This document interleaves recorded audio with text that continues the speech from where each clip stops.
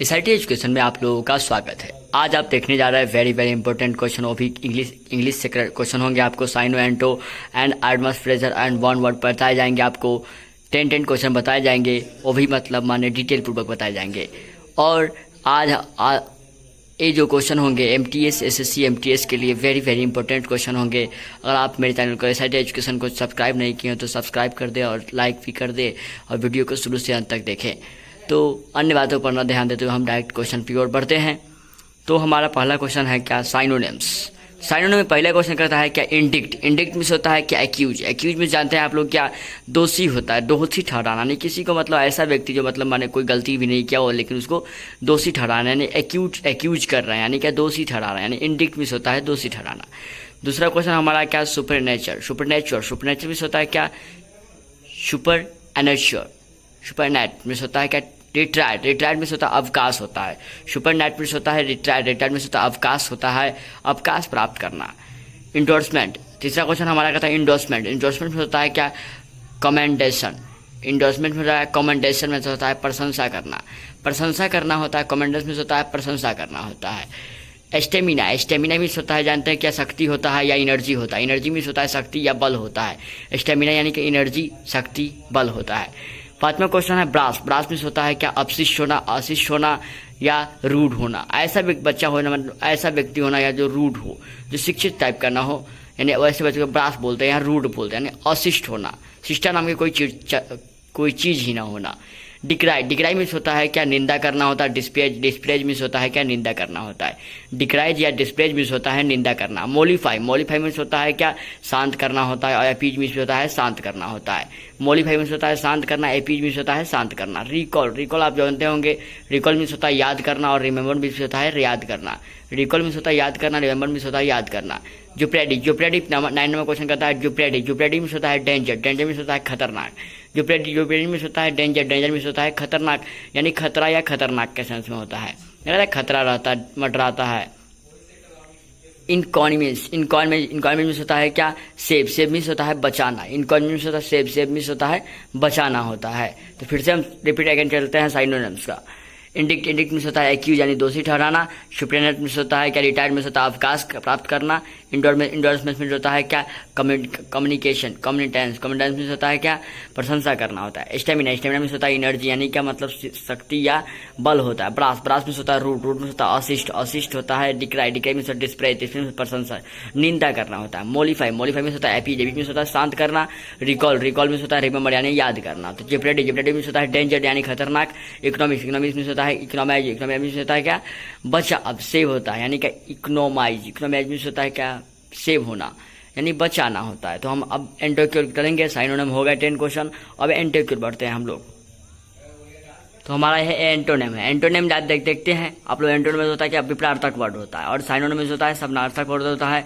Synonym हम clear हो चुका है, 10 क्वेश्चन हो चुका है। अब एंटोनिम की ओर बढ़ते हैं। एंटोनिम कहता है पहला क्वेश्चन कहता है अनरियलिस्टिक होता है अवास्तविक होता है। उसी का एंटोनिम हो जाएगा रीजनेबल यानी क्या तार्किक होता है। अनरियलिस्टिक का हो जाएगा एंटो हो जाएगा रीजनेबल यानी क्या अविश्वासिक यानी क्या तार्किक होना। डिप्रेवेड मीन्स होता है अनैतिक और मोरल मीन्स होता है नैतिक होता है। मेटिकुलस मीन्स होता है विस्तृत करना और उससे क्या एंटो हो जाएगा स्लोवेंटली मीन्स होता है क्या लापरवाह यानी ऐसा लापरवाही सेंस में हो सकता है। चौथा क्वेश्चन कहता है एमिकेबल होता है मैत्रीपूर्ण यानी मित्रतापूर्ण फ्रेंडली रूप में। होस्टाइल मीन्स होता है शत्रुता यानी क्या मतलब माने दुश्मन के रूप में होता है। क्लियरिटी मीन्स होता है क्या बढ़ा चढ़ा कर करना ना कहता है क्लियरिटी करना मतलब बढ़ा चढ़ाई करना है। कंफ्यूज मीन्स होता है भ्रम कर देना। एंटोनिम हो जाएगा कंफ्यूज यानी क्या क्लियरिटी में हो जाएगा बढ़ा चढ़ा कर करना। कंफ्यूज मीन्स होता है भ्रम करना। ऑपुलेंट मीन्स होता है समृद्ध या उसी का उल्टा हो जाएगा एंटोनिम यानी एंटो हो जाएगा पुअर मीन्स होता है गरीब होता है।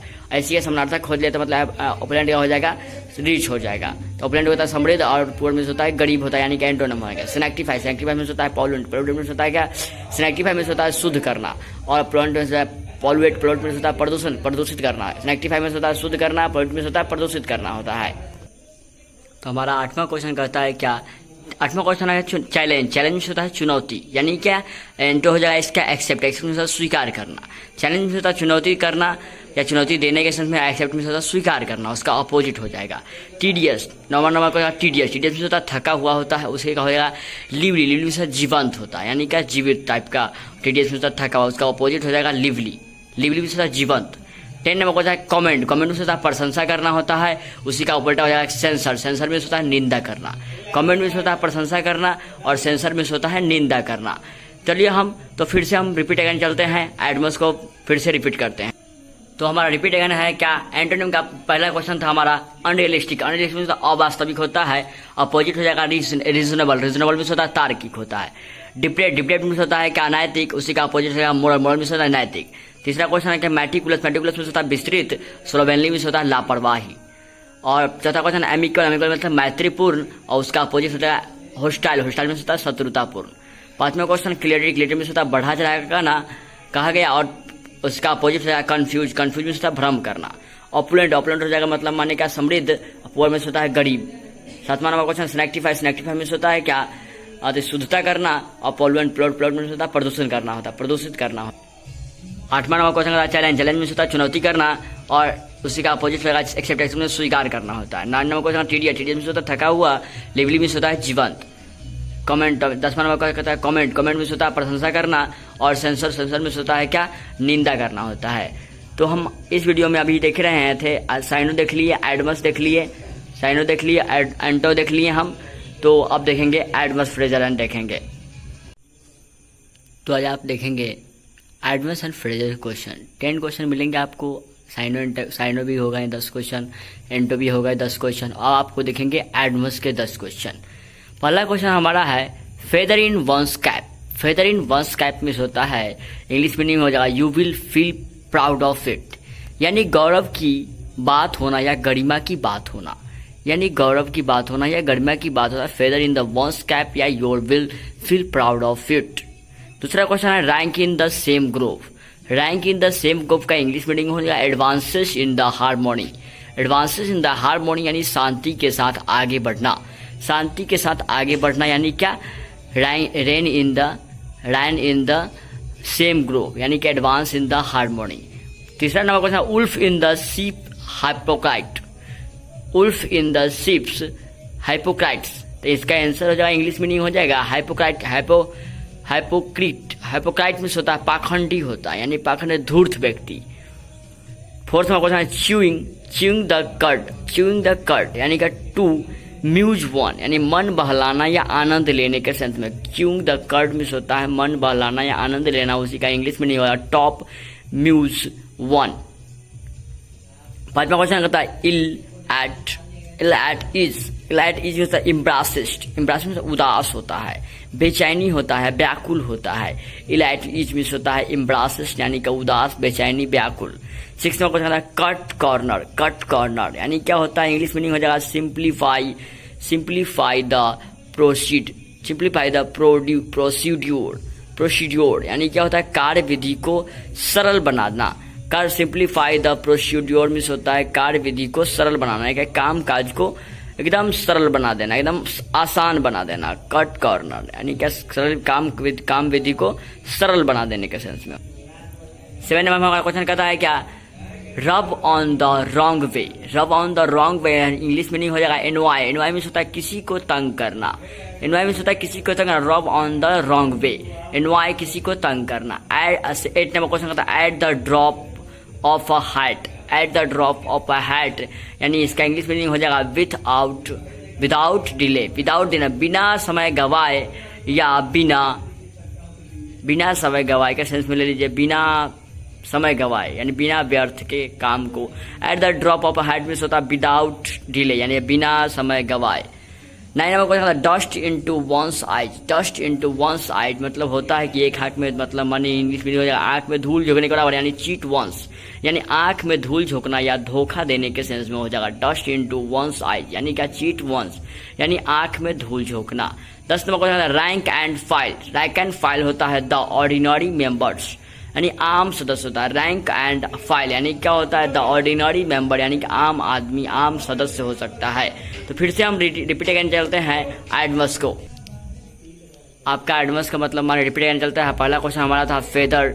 Feather in the one's cap यानी you will feel proud of it यानी गौरव की बात होना या गरिमा की बात होना। दूसरा नंबर क्वेश्चन था run in the same group यानी एडवांसेस इन द हार्मोनी यानी कि शांति के साथ आगे बढ़ना। सही number wolf in the sheep hypocrite यानी इसका इंग्लिश मीनिंग हो जाएगा हाइपोक्राइट में होता है पाखंडी होता है यानी कि धूर्त व्यक्ति। Fourth number chewing the curd यानी कि टॉप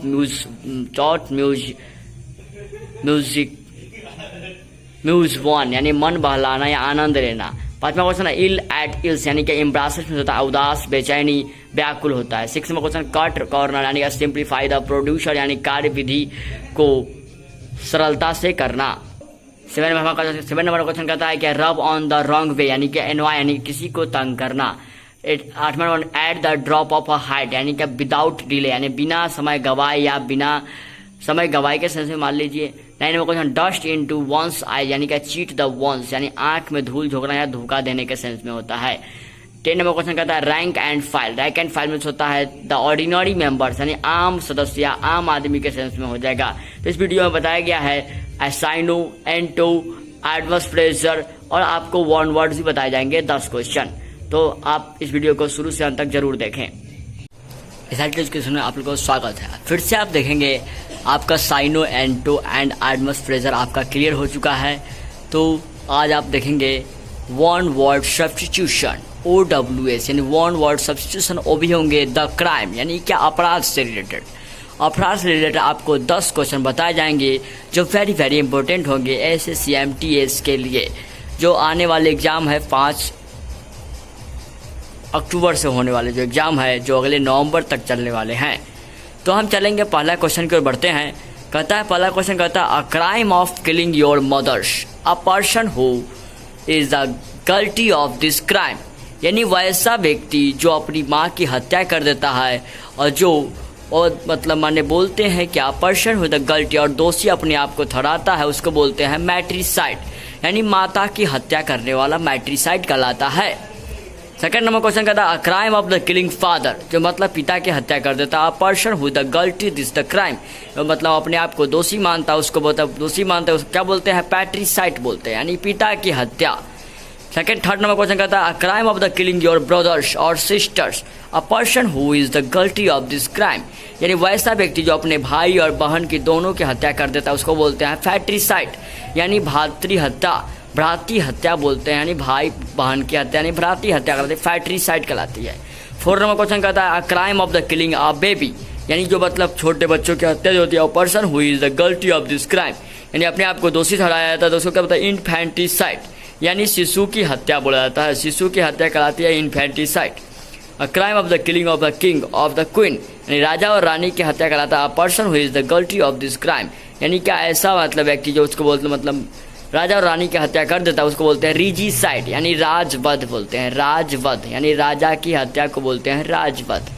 6 नंबर क्वेश्चन कहता है हमारा क्या crime of the killing somebody of the deliberately यानी crime of the killing somebody deliberately यानी क्या होता है वैसा मतलब माने क्या जो सबों की हत्या कर देते बोलते हैं मर्डर बोलते हैं। आप लोग मर्डर का नाम सुने होंगे मर्डर होता है मर्डर या बोलते हैं होमिसाइड यानी क्या होता है मानव हत्या बोलते हैं होमिसाइड बोलते हैं या मर्डर बोलते हैं। ठीक है तो आएगा हम देखेंगे 7 नंबर क्वेश्चन की ओर।